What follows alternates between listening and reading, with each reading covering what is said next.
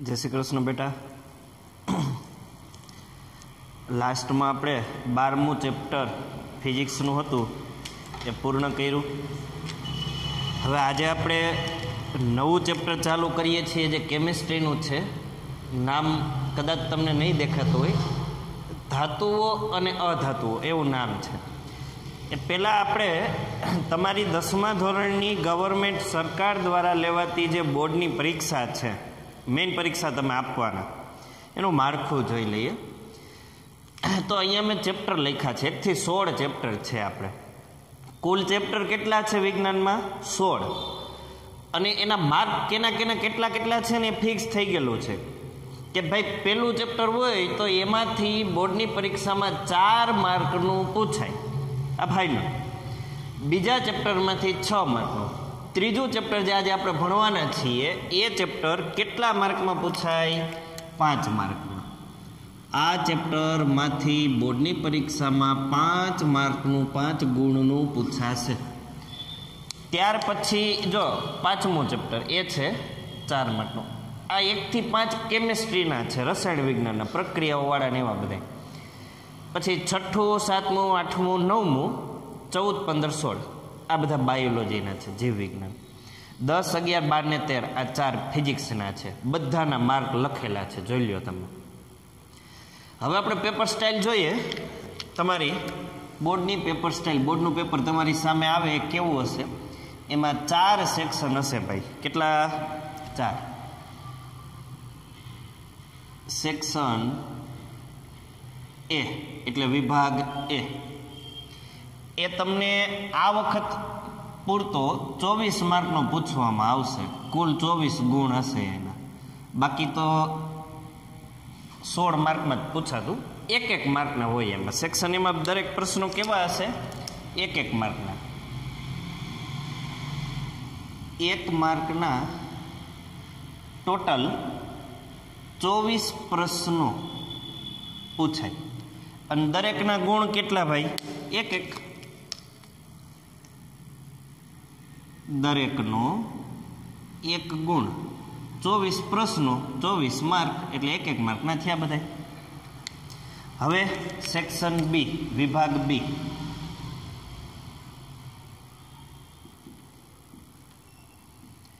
એ 18 માર્કનો પૂછાય, 18 ગુણ। એમાં 2 માર્કના પ્રશ્ન હોય બેટા, દરેક જવાબના 2 માર્ક મળે। એટલે આપણે લખી શકીએ 2 માર્ક્સના 9 પ્રશ્નો। 9 પ્રશ્નો છે, બધાના 2 માર્ક, એટલે થઈ ગયા ને 18 માર્ક। દરેકના કેટલા? 2 માર્ક છે।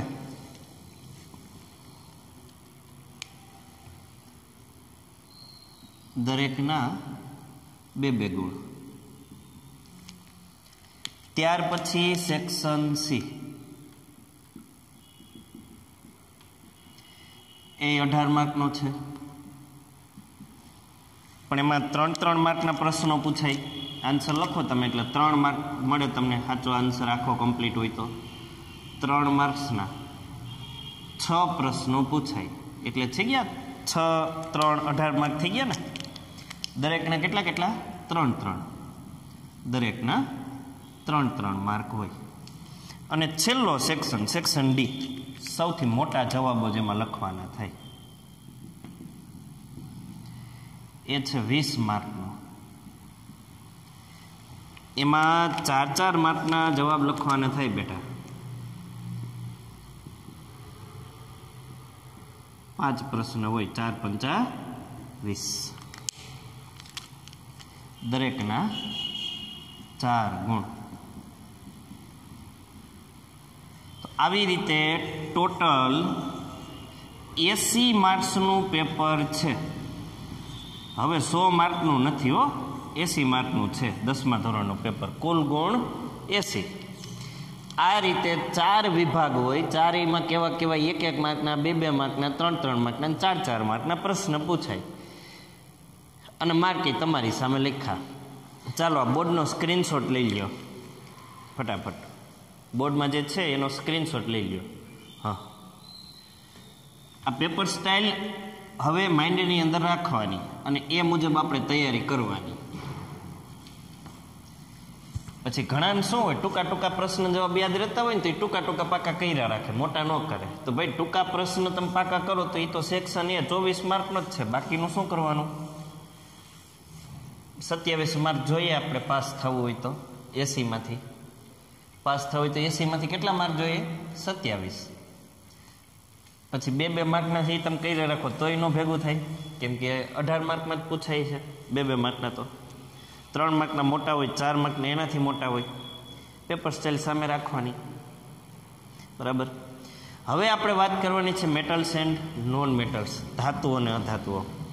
અત્યારે આપણે જે વિશ્વમાં જીવીએ છીએ એ વિશ્વ આ ધાતુઓ અને અધાતુઓનો બહુ જ ઉપયોગ કરે છે બેટા, ખૂબ જ.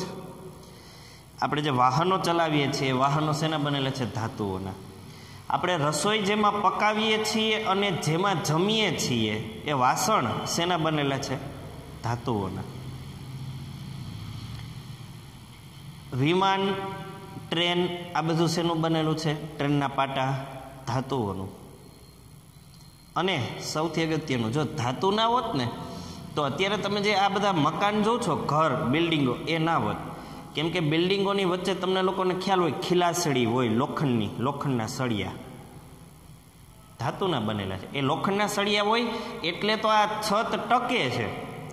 ઘરની ઉપર જે છત હોય એટલે ટકે. એટલે મોટી મોટી બિલ્ડિંગો જે બને છે એના કોલમ બીમ એટલે કે એના પિલર, એમાંય મોટી મોટી ખીલાસળીઓ હોય અને છતમાંય ખીલાસળી હોય. એના વગર ટકે નહીં. સમજો છો ને તમે?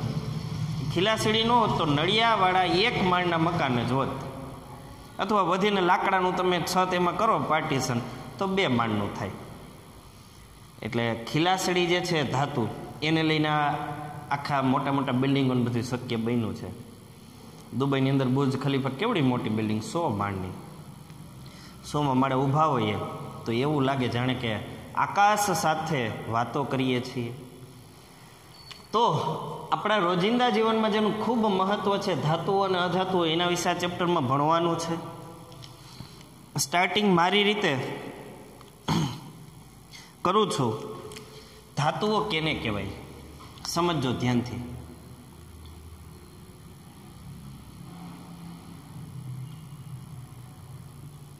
જે તત્વોની સંયોજકતા એટલે ખબર ને, વેલેન્સી. આપણે પાકી કઈ રીતે? હાઇડ્રોજનની +1, સોડિયમની +1, મેગ્નેશિયમની +2, ઓક્સિજનની -2, સલ્ફરની -2, ક્લોરિનની -1, એલ્યુમિનિયમની +3. સંયોજકતા.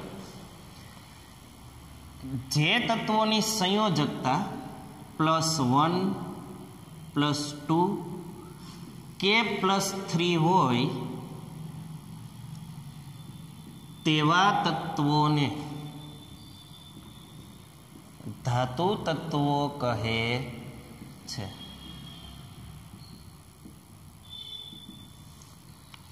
અથવા તો આપણે લખી શકીએ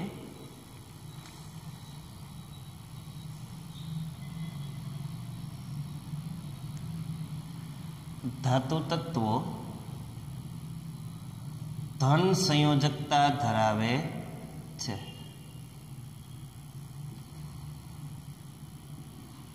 જો તમે ધાતુઓની સંયોજકતા આપણે કેટલી લખી? +1, +2 કે +3. પ્લસ એટલે ધન, મતલબ કે ધાતુ તત્વો ધન સંયોજકતા ધરાવે છે. હવે એવી જ રીતે આગળ આપણે બીજી વાત લખીએ બેટા. જે તત્વોની સંયોજકતા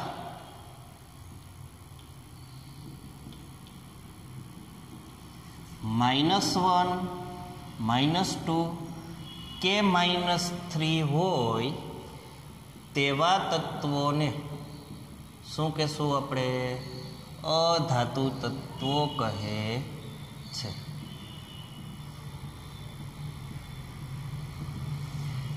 એટલે આપણે લખી શકીએ અધાતુ તત્વો ઋણ સંયોજકતા ધરાવે છે. અધાતુ તત્વો ઋણ સંયોજકતા ધરાવે છે.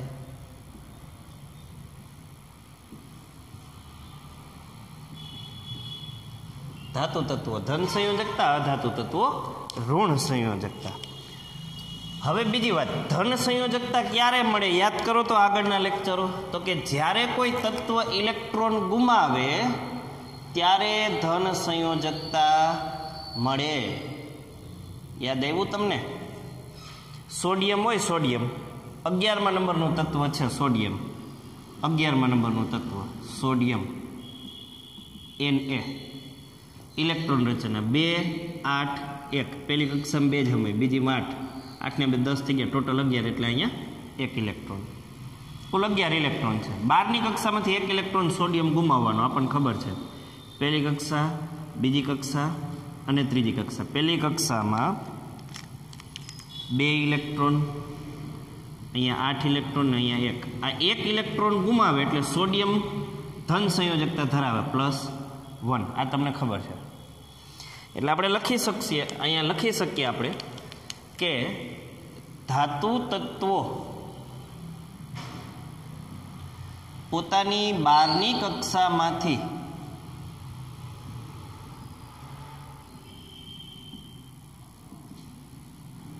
+1 +2 +3 સંયોજકતા ક્યારે બને આપણે જોયું એમ, તો કે 12ની કક્ષામાંથી 1 2 કે 3 ઇલેક્ટ્રોન ઋણ વીજભારિત એવા ઇલેક્ટ્રોન ગુમાવવાની વૃત્તિ ધરાવે છે. એ ઇલેક્ટ્રોન ગુમાવવા માંગે છે. અને અધાતુ તત્વોનું શું હોય, તો આપણે એક અધાતુ તત્વ લઈએ. 17મા નંબરનું તત્વ છે ક્લોરીન, Cl. 2 8 અને 7 ઇલેક્ટ્રોન રચના. કઈ રીતે? કેન્દ્ર, પહેલી કક્ષા, બીજી કક્ષા, ત્રીજી કક્ષા. પહેલી કક્ષામાં 2 ઇલેક્ટ્રોન, બીજીમાં કેટલા સમય 8, અને ત્રીજીમાં 8 ને 2 10, ટોટલ 17 કરવાના છે એટલે 7 ઇલેક્ટ્રોન. ક્લોરીન પરમાણુ 1 ઇલેક્ટ્રોન મેળવે તો 12ની કક્ષા પૂર્ણ થઈ જાય ઇલેક્ટ્રોનથી. 8 હોવા જોઈએ અને 8 થઈ જાય. અત્યારે 7 છે એટલે ક્લોરીન 1 ઇલેક્ટ્રોન મેળવવા માંગે છે. આવી જ રીતે અધાતુ તત્વો 1 2 કે 3 ઇલેક્ટ્રોન મેળવવા માંગતા હોય એટલે આપણે લખી શકીએ અધાતુ તત્વો પોતાની બહારની કક્ષા પૂર્ણ કરવા માટે, પૂર્ણ કરવા એટલે 8 ઇલેક્ટ્રોન કરવા માટે, પૂર્ણ કરવા માટે 1 2 કે 3 ઇલેક્ટ્રોન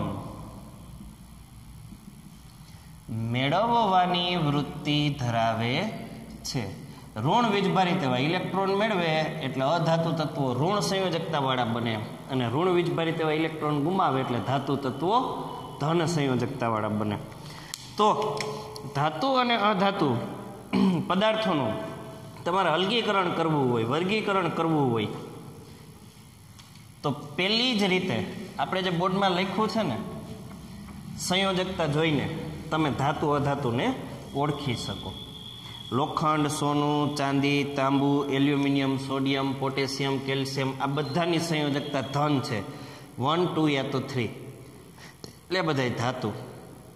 બાકીના બધાય કાર્બન, સલ્ફર, ઓક્સિજન એ બધાની સંયોજકતા -1 -2 કે -3 છે એટલે એ બધાય અધાતુ છે. હવે આપણે ધાતુ અને અધાતુના ભૌતિક ગુણધર્મ જોઈશું. એ બધાને ખબર જ હોય, છતાંય ટેક્સ્ટ બુકમાં આપ્યા છે એટલે આપણે જોઈ લઈએ. ધાતુ અધાતુના ભૌતિક ગુણધર્મો. ભૌતિક ગુણધર્મો બીજા હોય રાસાયણિક ગુણધર્મો. ભૌતિક ગુણધર્મ એટલે બાહ્ય દેખાવ, બાહ્ય ફેરફાર, એને ભૌતિક ગુણધર્મો કહેવાય. એમાં પહેલા આપણે વાત કરશું ધાતુઓની.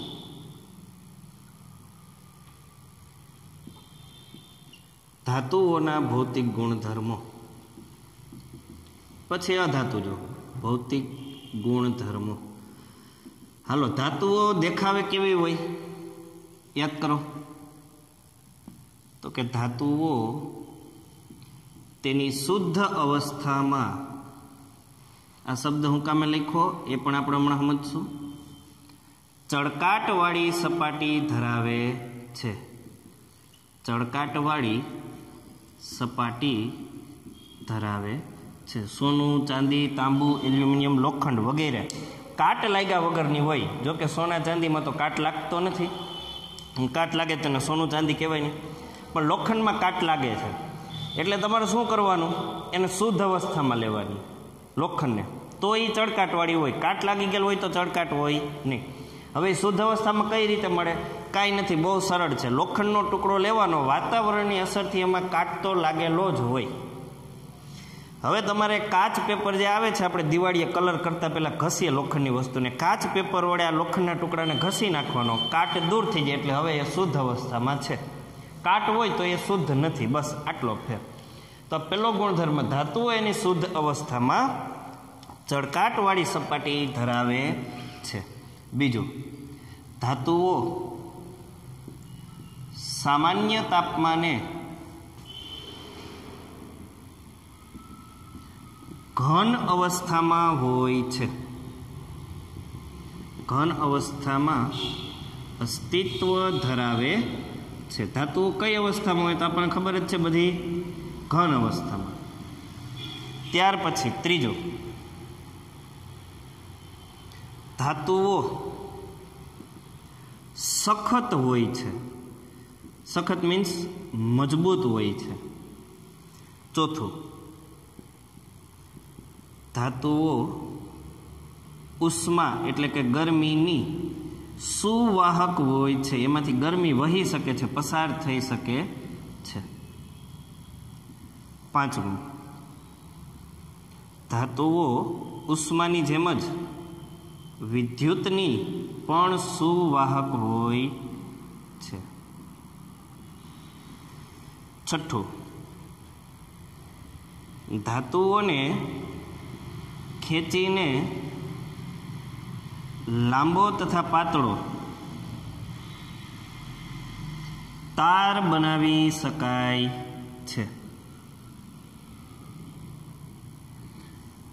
સાતમું, ધાતુઓને ટીપીને, હથોડીથી ટીપીને પાતળું પતરું બનાવી શકાય છે. આ મને મનમાં આવે એમ નથી લખતો, બધું ટેક્સ્ટ બુકમાં લખેલું છે. અને આઠમું, ધાતુઓને અથડાવવાથી અથવા તો ટેક્સ્ટ બુકનો શબ્દ અફાળવાથી એટલે અથડાવવાથી રણકાર ઉત્પન્ન થાય છે. આ રણકાર વળી શું છે એ આપણે સમજીએ. બે પ્લાસ્ટિકની વસ્તુને તમે ભટકાવો, જેમ કે આ માર્કર, ટક અવાજ આવે. પણ આવી જ રીતે લોખંડની બે વસ્તુને ભટકાવો ને તો ટક અવાજ આવીને અટકી જતો નથી, એનો અવાજ ચાલુ રહે. રણકાર કહેવાય એને. વાસણ પડી ગયો હોય હાથમાંથી, થોડીક વાર સુધી અવાજ આવી જ રાખે, મગજમાં ચિતરી ચડે, એને રણકાર કહેવાય. તો પહેલો ગુણધર્મ આપણે જોયો, ધાતુઓ શુદ્ધ અવસ્થામાં ચળકાટવાળી સપાટી ધરાવે. બીજું, ધાતુઓ સામાન્ય તાપમાને ઘન અવસ્થામાં હોય. પણ બેટા યાદ રાખજો, એક ધાતુ તત્વ અપવાદ રૂપે છે કે જે ધાતુ હોવા છતાંય સામાન્ય તાપમાને રૂમ ટેમ્પરેચરે પ્રવાહી અવસ્થામાં મળે છે. એ ધાતુ કઈ છે તમને કોઈને ખબર? એ ધાતુ છે પારો, મર્ક્યુરી. પારો સામાન્ય તાપમાને પ્રવાહી અવસ્થામાં હોય. ધાતુ છે છતાંય પ્રવાહી છે અને ઝેરી પદાર્થ છે. કોઈને દૂધમાં નાખીને પાઈ દો તો એ વ્યક્તિ મરી જાય, પણ આવું કરાય નહીં. અને દૂધમાં નાખીને પાઈ દો તો એમ સિમ્પલી કોઈ વ્યક્તિ પીએ ના શકે, કેમ કે પારો ભારે હોય, દૂધના કપના તળિયે બેસી જાય. ઓલો દૂધ પીતો પીતો છેલ્લે તળિયે પહોંચે એટલે એને ખબર પડી જાય કે આમાં કંઈક નવું છે. બરાબર. પારો પછી કીધું ધાતુઓ સખત હોય, પણ એમાં અપવાદ છે. બધી ધાતુઓ સખત અને મજબૂત નથી હોતી બેટા. તમને જાણીને નવાઈ લાગશે, સોડિયમ, પોટેશિયમ, લિથિયમ, આવી કેટલીક ધાતુઓ એવી છે કે જેને ચપ્પુ વડે સરળતાથી કાપી શકો એટલી નરમ છે. કેક કાપતા હોવ ને એમ કપાઈ જાય. બોલો, ધાતુ હોવા છતાંય ચપ્પુ વડે સરળતાથી કાપી શકાય એટલી બધી આ ધાતુઓ નરમ છે, પોચી છે. અપવાદ છે. પછી અહીં કીધું ધાતુઓ ઉષ્માની સુવાહક હોય, ધાતુઓ વિદ્યુતની સુવાહક હોય. એટલે ધાતુમાંથી ઉષ્મા વહે. તમારે પ્રવૃત્તિ કરવી હોય તો ટેક્સ્ટ બુકમાં આપી, એક આવી લોખંડની પાતળી પટ્ટી લઈ અને પછી મીણબત્તી ચાલુ કરી સળગાવી અને એના ઓગળેલા મીણના ટીપા મૂકવાની. એક ટીપું મૂકી એમાં લોખંડની નાનકડી ટાચણી મૂકવાની. એવી રીતે બીજા ટીપા ઉપર બીજી, ત્રીજી, ચોથી, પાંચમી, છઠ્ઠી, 7 ટાચણી મૂકો. હવે અહીંયા તમે કોઈ જ્યોત રાખો મીણબત્તીની અને ગરમ કરવાનું ચાલુ કરો ચીપિયા વડે પકડીને. શું થાય? પહેલાં આ ટાચણી પડે, પછી આ પડે, એના પછી આ પડે, એના પછી આ પડે. હવે આ ક્રમશઃ ટાચણી પડે જ છે. એનો મતલબ શું થયો? તો કે ભાઈ ઉષ્મા ધીમે ધીમે ધાતુ પદાર્થમાં આગળ વધે છે. એટલે કે ધાતુ પદાર્થો ઉષ્માની સુવાહક છે. અને ધાતુઓ વિદ્યુતની સુવાહક હોય તો તમને ખબર જ હોય, આપણા બધા તાર છે વિદ્યુતના, એ શેના બનેલા છે? ધાતુઓના. પણ એમાં એક ધાતુ અપવાદરૂપ છે, એનું નામ છે લેડ. લેડ ધાતુ, જેની સંજ્ઞા છે Pb, વેલેન્સી +2. એ ઉષ્મા અને વિદ્યુતની અવાહક છે.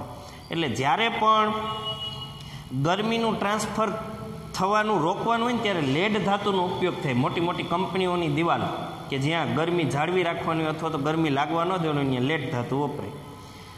છઠ્ઠું, ધાતુઓને ખેંચીને લાંબો અને પાતળો તાર બનાવી શકાય. અને ટેક્સ્ટ બુકમાં મુદ્દાની નીચે એક વાત લખી કે સોનાનો 1 ગ્રામનો ટુકડો હોય, ઓનલી 1 ગ્રામ ગોલ્ડ. કેટલું? 1 ગ્રામ સોનું હોય, સોનાની સંજ્ઞા છે Au, યાદ રાખી લેજો. તો એમાંથી 2 કિલોમીટર લાંબો તાર ખેંચી શકાય. આ વાત સાચી છે, ચોપડીમાં વાંચી લેજો અને ગૂગલ સર્ચ કરી લેજો. 1 ગ્રામ સોનામાંથી 2 કિલોમીટર લાંબો તાર ખેંચી શકાય. એટલો લાંબો તાર આમાંથી બને અને પાતળો. એટલે જ આનો ઉપયોગ ઘરેણાં બનાવવામાં થાય. ઘરેણામાં નાની નાની ડિઝાઇન જે હોય એ આનાથી શક્ય બને. બીજી ધાતુનો આટલો પાતળો તાર શક્ય નથી. આગળ કીધું ધાતુઓને ટીપીને પાતળું પતરું બનાવી શકાય, એ તમને ખબર જ હોય. અને છેલ્લું, ધાતુઓને અથડાવાથી અથવા અફાડવાથી રણકાર ઉત્પન્ન થાય. મંદિરની અંદર, શાળાઓની અંદર જે બેલ છે એ ધાતુના હોય, રણકાર ઉત્પન્ન કરવા માટે. તો ભાઈ આ હતા ધાતુઓના સામાન્ય ભૌતિક ગુણધર્મો, કે ભાઈ ધાતુઓ છે એ બાહ્ય દેખાવે, બાહ્ય સ્વભાવે કેવી હોય. તો એ બધું આપણે લખ્યું. અપવાદ ખાસ યાદ રાખજો, આ તો તમને યાદ હોય કે સામાન્ય તાપમાને ધાતુઓ ઘન અવસ્થામાં હોય પણ એક પ્રવાહી અવસ્થામાં હોય. એનું નામ છે પારો, મર્ક્યુરી. અને પારા ઉપર તો બેટા બહુ રિસર્ચ થયા અને આ બહુ અગત્યની ધાતુ છે. કેમ કે આપણો દેશ સોને કી ચીડિયા કહેવાતો, એ કંઈ એમનેમ નહોતું. ઋષિ મુનિઓ સોનું બનાવવાનું જાણતા. અને મેં વાંચેલું છે એ મુજબ પારાની અંદર 82 પ્રોટોન હોય અને સોનાની અંદર 79. પારાના 82 પ્રોટોન છે એને જો 79 કરી નાખો કોઈ પણ રીતે પ્રોટોન ઘટાડીને, તો પારામાં સોનું બને. વાસ્તવિક વાત, બરાબર. પણ તકલીફ શું છે? તમને બધાને થતું હશે કે સાહેબ તમે જાણો છો તો બનાવી લેવાય ને. તકલીફ એ છે કે પારાના 82 પ્રોટોનમાંથી 79 પ્રોટોન કરો એટલે ઘટાડો હોય ને તો જે ટેમ્પરેચર જોઈએ ને કેટલું હોય ખબર? લાવારસ જેટલું ટેમ્પરેચર. પૃથ્વીના પેટાળમાં જે ટેમ્પરેચર રહ્યું કે જે ગરમીમાં પથ્થરો પણ પીગળી જાય, આ ટેમ્પરેચર જોઈએ. હવે એ ટેમ્પરેચર પૃથ્વી ઉપર શક્ય નથી. પણ આપણા ઋષિમુનિઓ અમુક એવી વનસ્પતિઓના રસ વિશે જાણતા કે 1 કે 2 કે 3 વનસ્પતિનો રસ ભેગો કરે એટલે લાવા રસ જેટલું ટેમ્પરેચર જનરેટ થાય અને સોનું બનતું. તો વળી બીજો પ્રશ્ન એ થાય કે આટલું ટેમ્પરેચર જે જનરેટ કરીએ એ પાત્ર શેનું બનાવવું? કેમ કે એટલા ટેમ્પરેચર જ બધું ઓગળી જાય. જમીન ઉપર કરો જમીને ફાટી જાય ને તળિયે જતું રહે બધું.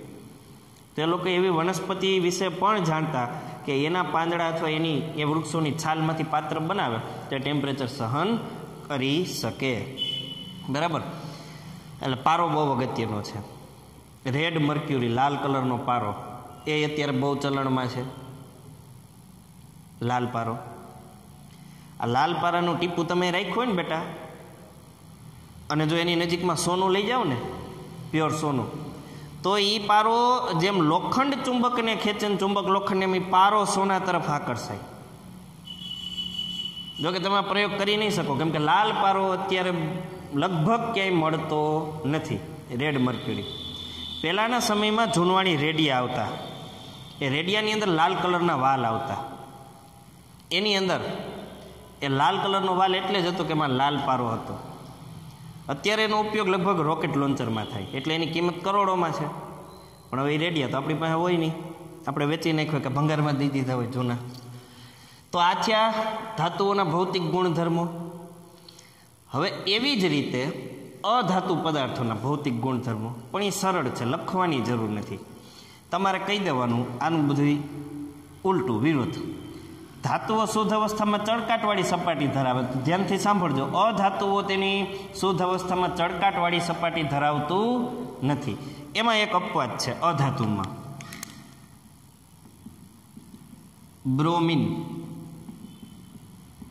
આ બ્રોમિન છે ને એ અધાતુ છે, અને બ્રોમિનની પણ આયોડિન મીઠાની અંદર હોય, તમને ખબર હોય તો. મીઠું અત્યારે આયોડિન વાળું આવે, નમક, સોલ્ટ, ગોઈટર ન થાય એટલે. આયોડિન અધાતુ તત્વ છે અને છતાંય ચળકાટ ધરાવે છે, એટલે આ અપવાદ થયો. બાકી બધાય જે અધાતુ છે ને ચળકાટ ધરાવતા નથી. પછી આપણે લખ્યું ધાતુઓ સામાન્ય તાપમાને ઘન અવસ્થામાં હોય, અને અધાતુઓ છે એ સામાન્ય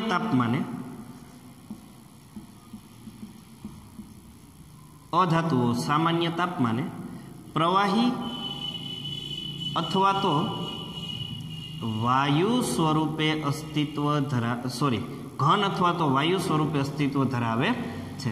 પણ એમાં અપવાદ છે અધાતુઓમાં. આપણે હમણાં આગળ લખ્યું હતું એ બ્રોમિન.